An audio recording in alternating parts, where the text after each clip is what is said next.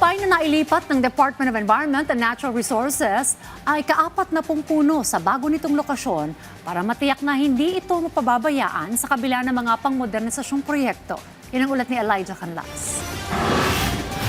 Naglunsad ng transplanting operation ng Department of Environment and Natural Resources o DENR para sa 2 punong naras sa Hidden Garden, Manila ngayong araw. Pinangunahan ni Assistant Secretary Norlito Eneran at Regional Executive Director Michael Drake Matias ang paglilipat sa mga punong bahagi ng Earth Ball mula sa Quirino Avenue.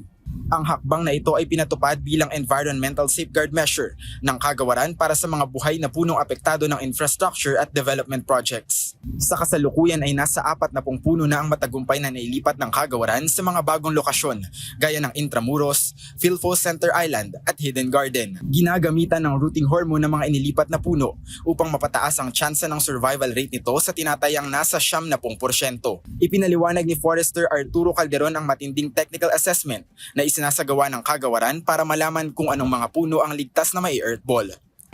Based dun sa assessment na ginawa ng mga aming technical staff who conducted the inventory, some of the trees are damaged. May mga damage na po sa mismong puno.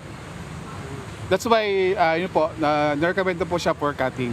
Samantala, nakatutok ang mga forester at eksperto upang masiguro ang tama at ligtas na proseso ng paghuhukay, pagbabiyahe at pagtatanim ng mga puno.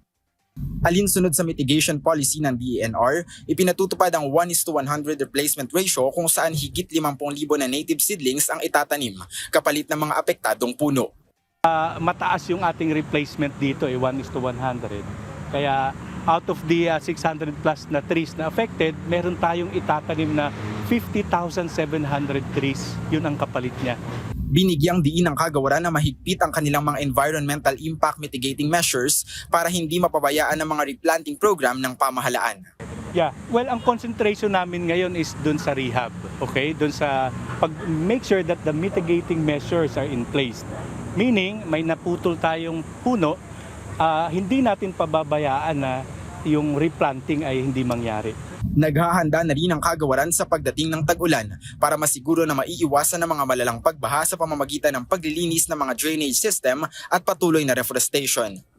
Elijah Canlas para sa Pambansang TV sa Bagong Pilipinas.